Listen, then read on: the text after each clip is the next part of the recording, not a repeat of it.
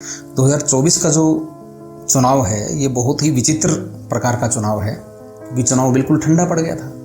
बहुत ही ठंडा था चुनाव। मीडिया को हेडलाइन नहीं मिल रही थी, मीडिया बोले तो बोले क्या। लेकिन रैलियों में अभी जो आंकलन आ रहे हैं और जो जानकारियां प्राप्त हो रही हैं तरह तरह के माध्यमों से, वो बता रही हैं कि रैलियों में समर्थक नहीं आ पा रहे हैं। अब मैं कह रहा हूं मेरा काम करेंगे तो ठंडे पड़ गए। इनकी मजबूरी हो गई है कि ऐसी भाषा यूज करें, ऐसी बोली यूज करें कि लोग माहौल थोड़ा गर्म हो जाए।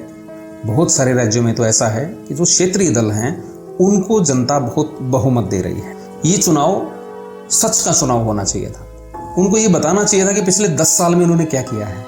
ऐसा लग रहा है कि देश में बीजेपी सरकार नहीं है, देश में विपक्ष की सरकार है। हालांकि सच से सच विषय जो होता है, सत्य जो होता है, वो भी समय के साथ अंत में औपचारिक हो जाता है। और जनता ने सबक ये दिया है, न केवल सत्ता पक्ष को, विपक्ष को भी, कि झूठ हमें नहीं चाहिए, हमें सच चाहिए। भले ही उस सच को आप 10% पूरा कर पाओ, कुछ सच बोलिए ना देश के लिए। ऊंचे से ऊंचे स्तर की भद्दी बात कहने की कोशिश कर रहे हैं, लेकिन जनता के ऊपर कोई प्रभाव नहीं है। हालांकि मीडिया को हेडलाइन मिल रही है कुछ। देश बदलेगा क्या, देश में सुधार होगा क्या, देश की कोई तरक्की होगी क्या, देश की सेना को कोई तरक्की मिलेगी क्या, देश के युवाओं को कोई फायदा होगा क्या, देश के किसानों को, मजदूरों को, किसी को कोई फायदा होगा क्या। अब आगे ले जाना भी तो आपकी जिम्मेदारी है। और सबसे बड़ी जिम्मेदारी है जागरूक समाज की, जागरूक जनता की, जागरूक युवाओं की, कि वो सवाल पूछें। निगाह बनाए रखिए, किसी भी तरीके का अपराध ना हो, किसी भी तरीके की अनुचित घटना ना हो, और कोई भी गलत तरीके से राजनीति में पद प्रतिष्ठा प्राप्त ना करे। अगर वो ऐसा करेगा तो वो देश के लिए विनाशकारी सिद्ध होगा। नमस्कार दोस्तों, देश में चुनाव का माहौल गर्म है या ठंडा है, इसके ऊपर थोड़ी सी चर्चा करेंगे और जानेंगे कि वास्तविकता में अभी देश में चल क्या रहा है। 2024 का जो चुनाव है ये बहुत ही विचित्र प्रकार का चुनाव है, और ऐसा मुझे लगता है कि अभी तक का कोई चुनाव रहा नहीं। इसमें न केवल जनता एक जिम्मेदारी के साथ आगे बढ़ रही है, बल्कि वर्तमान राजनीति सत्ता पक्ष और विपक्ष दोनों को एक चुनौती भी दे रही है और एक सबक भी दे रही है। और सबसे बड़ा जनता का सबक क्या है, इसके ऊपर हम जरूर चर्चा करेंगे। इससे पहले हम देखते हैं कि जो मोदी जी का जो रवैया है, जो आक्रामक रवैया उन्होंने रुख अपनाया चुनाव को गर्म करने के लिए, क्योंकि चुनाव बिल्कुल ठंडा पड़ गया था। बहुत ही ठंडा था चुनाव। मीडिया को हेडलाइन नहीं मिल रही थी, मीडिया बोले तो बोले क्या। लेकिन इससे हो क्या रहा है, जो समर्थक हैं सत्ताधारी पक्ष के, सत्ताधारी दल के जो समर्थक हैं, वो ही नाखुश हैं। रैलियों में जो अचानक से जो भीड़ आती है एक समर्थन के तौर के ऊपर, एक चुनाव में एक लहर होती है, लोगों के अंदर जज्बा होता है कि हम इस दल को समर्थन करते हैं या उस दल को समर्थन करते हैं, और वो भीड़ एक संयोग से आती है, अपनी स्वेच्छा से मौजूद होते हैं।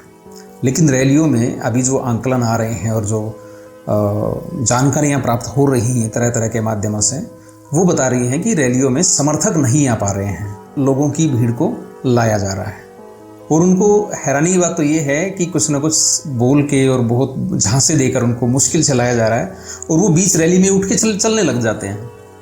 इससे जो स्टार प्रचारक हैं, जो भी जैसे मोदी जी हो गए, अमित शाह जी हो गए, तो ये बीजेपी के स्टार प्रचारक हैं। तो ये जब बोलने लगते हैं तो जनता उठ के चलने लग जाती है। मेरा एक काम करेंगे तो ठंडे हो गए। अब मैं कह रहा हूं मेरा काम करेंगे तो ठंडे पड़ गए। इनकी मजबूरी हो गई है कि ऐसी भाषा यूज करें, ऐसी बोली यूज करें कि लोग माहौल थोड़ा गर्म हो जाए।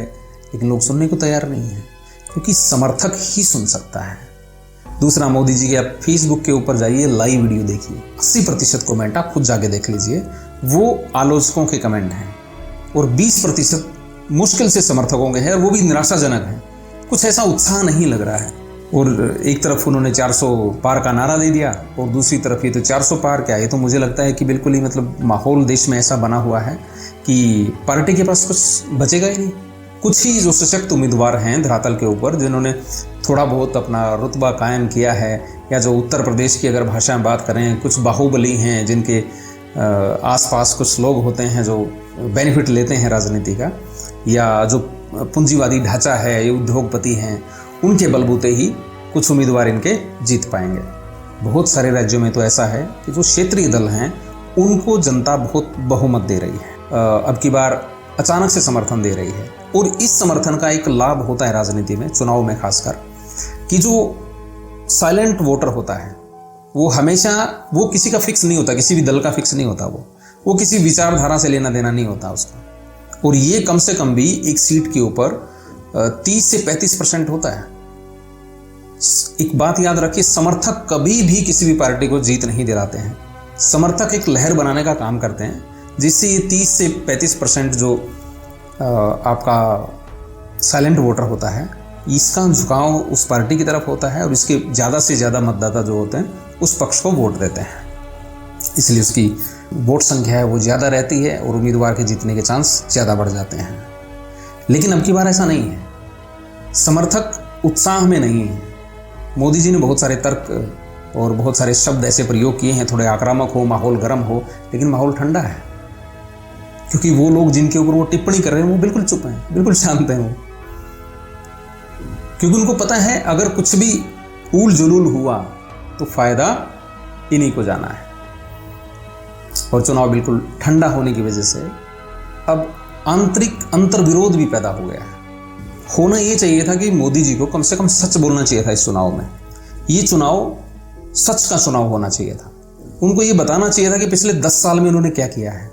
वो भले ही नकारात्मक हो, कुछ सकारात्मक हो, चलता रहता है। आज तक जो देश दुनिया में बढ़ोतरी हुई है वो ऐसे ही होती है, और ये बहाव है, बहता रहता है, कभी रुकता नहीं है, थमता नहीं है। लेकिन वो क्या कर रहे हैं, वो पिछले 10 साल की बात ही नहीं कर रहे हैं। एजेंडा पकड़े हुए हैं कि 2014 से पहले का क्या माहौल था। ऐसा लग रहा है उनके भाषण को, आप आंकलन जब हम एनालिसिस करेंगे नरेंद्र मोदी जी के भाषण का, ऐसा लग रहा है कि देश में बीजेपी सरकार नहीं है, देश में विपक्ष की सरकार है और मोदी जी उनकी गलतियां गिना रहे हैं और उनको हराना चाहते हैं। जैसे वो 2014 से पहले ये हथकंडे अपनाते तो बहुत बढ़िया था उस टाइम पे, लेकिन अब क्या, अब तो समर्थक ही वैक्यूम से बाहर हो चुके हैं, वैक्यूम खत्म हो चुका है। क्योंकि झूठ जो है वो ज्यादा देर तक नहीं चलता। हालांकि सच से सच विषय जो होता है, सत्य जो होता है, वो भी समय के साथ अंत में औपचारिक हो जाता है, और झूठ तो बहुत जल्दी औपचारिक हो जाता है, वो तो औपचारिकता के मोड में चला जाता है। इसलिए मोदी जी पूरी तरह से औपचारिक हो चुके हैं। समर्थकों में कोई उत्साह नहीं है। इवन समर्थक तो छोड़ दीजिए, पार्टी के जो उम्मीदवार हैं उनमें भी उत्साह नहीं है। 2019 के चुनाव के अगर आप डेटा उठा के देखेंगे, आंकलन उठा के देखेंगे, तो जो भी उम्मीदवार, जहां का भी उम्मीदवार होता था, बड़ा बढ़ चढ़कर वो मोदी जी की प्रशंसा के ऊपर वोट मांगने का प्रयास करता था और बहुत बड़ी बड़ी दावे, या मोदी जी ने ऐसा कर दिया, मोदी जी ने वैसा कर दिया। अब आप देखेंगे कि जो उम्मीदवार हैं वो भी मोदी का नाम इतना नहीं ले रहे हैं। हरियाणा में तो एक उम्मीदवार के साथ ऐसा हुआ कि वो थोड़े से गेरुआ रंग के कपड़े पहनकर थोड़ा प्रचार अपना कर रहा था। 3 दिन पहले उसने कपड़े बदल लिए अपने। तो ये बड़ी हैरानी की बात है। और जनता ने सबक ये दिया है, न केवल सत्ता पक्ष को, विपक्ष को भी, कि झूठ हमें नहीं चाहिए, धोखेबाजी के मुद्दे हमें नहीं चाहिए, जुमलेबाजी हमें नहीं चाहिए, हमें सच चाहिए। भले ही उस सच को आप 10% पूरा कर पाओ, कुछ सच बोलिए ना देश के लिए, शिक्षा के लिए, स्वास्थ्य के लिए, ग्रामीण इलाकों के उत्थान के लिए, गरीबों के उत्थान के लिए, ताकि वो लिटरेट हों और देश के विकास में अपनी भागीदारी, अपनी जिम्मेदारी को समझें, अपने मौलिक और नैतिक कर्तव्यों को समझें, देश की जागरूकता के लिए सरकार काम करे। अगर आप उस तरीके के मुद्दे लेके आते हैं और उनको 10% भी पूरा करते हैं तो देश में कुछ तो बदलाव होगा। ये थोड़ा ना कि आप झूठ, बड़े बड़े मुद्दे, बड़ी बड़ी बातें, कहीं लखपति दीदी बनाने की बातें। यार काहे की लखपति दीदी? पहले 15 लाख की बात, अब वो लखपति दीदी पे ले आए। और फिल्म के ऐसे किरदारों को आप लेके आ रहे हैं जिनका ना तो कोई नैतिक सिद्धांत है, ना ही मौलिक सिद्धांत है, और ना ही कोई किसी भी तरीके का राष्ट्रीय सिद्धांत है। उनको पता ही नहीं कि देश दुनिया चलती कैसे। उनका खुद का चरित्र इतना मतलब विकृत है कि वो किसी भी तरीके से समाज को बेनिफिट नहीं दे सकते। हालांकि उनके चेहरे पे आप कुछ वोट प्राप्त कर सकते हैं, लेकिन लोगों का क्या होगा? उस कॉन्स्टिट्यूएंसी में वो हारते हैं या जीतते हैं, दोबारा नहीं जाने वाले। उनको मतलब ही नहीं है लोगों से, आम लोगों से मतलब ही नहीं है। आम लोगों से मतलब है वहां के आसपास के आम लोगों को। और वैसे ही उम्मीदवार होने चाहिए। ऐसा नहीं किसी भी फेमस आदमी को उठा के उम्मीदवार बना दें। ये किसी तरीके की राजनीति नहीं है, केवल छल है, कोरा झूठ है, पाखंड है, अंधविश्वास पैदा करना है। और राजनीति में जनता के निष्क्रियता को शामिल करना है। जैसे अभी जनता निष्क्रिय हो चुकी है इस चुनाव में, सीरियस नहीं ले रहे हैं। मोदी जी गरम से गरम बात करने की कोशिश कर रहे हैं, मतलब ऊंचे से ऊंचे स्तर की भद्दी बात कहने की कोशिश कर रहे हैं, लेकिन जनता के ऊपर कोई प्रभाव नहीं है। हालांकि मीडिया को हेडलाइन मिल रही है कुछ, लेकिन होगा क्या उस हेडलाइन से? देश बदलेगा क्या? देश में सुधार होगा क्या? देश की कोई तरक्की होगी क्या? देश की सेना को कोई तरक्की मिलेगी क्या? देश के युवाओं को कोई फायदा होगा क्या? देश के किसानों को, मजदूरों को, किसी को कोई फायदा होगा क्या?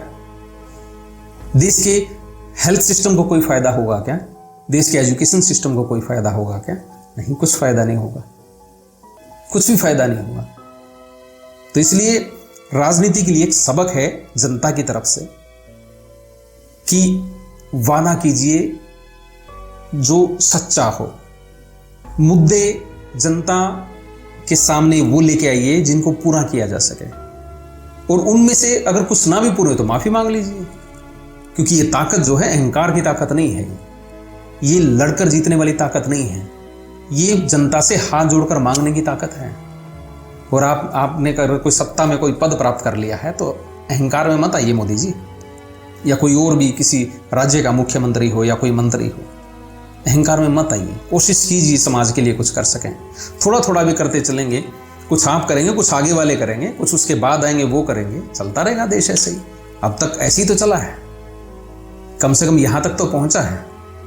अब आगे ले जाना भी तो आपकी जिम्मेदारी है, और सबसे बड़ी जिम्मेदारी है जागरूक समाज की, जागरूक जनता की, जागरूक युवाओं की, कि वो सवाल पूछें कि पिछले एक योजना में या दो योजना में जो भी सत्ता, जहां भी जिस भी पार्टी की सरकार है, उससे सवाल पूछें कि आपने किया क्या है अभी तक।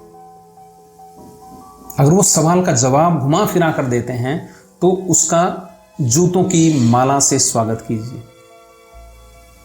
भले ही उनके गले में ना पहनाइए, लेकिन एक छोटा सा इवेंट कीजिए, वहां पे उसकी फोटो लगाइए और जूतों की माला पहना दीजिए ऐसे आदमी को, जिसको आपने एक पद सौंपा था, एक जिम्मेदारी सौंपी थी, और वो कुछ न कर सका। तो इसी तरीके से देश में जो माहौल बना हुआ है उसको कायम रखें। जितना ज़्यादा जागरूकता से चुनाव में लोग अपना विचार रख सकें, विचार रखिए, या जो भी भूमिका निभा सकते हैं। शांति और संतुलन बनाए रखिए, निगाह बनाए रखिए, किसी भी तरीके का अपराध ना हो, किसी भी तरीके की अनुचित घटना ना हो, और कोई भी गलत तरीके से राजनीति में पद प्रतिष्ठा प्राप्त ना करे।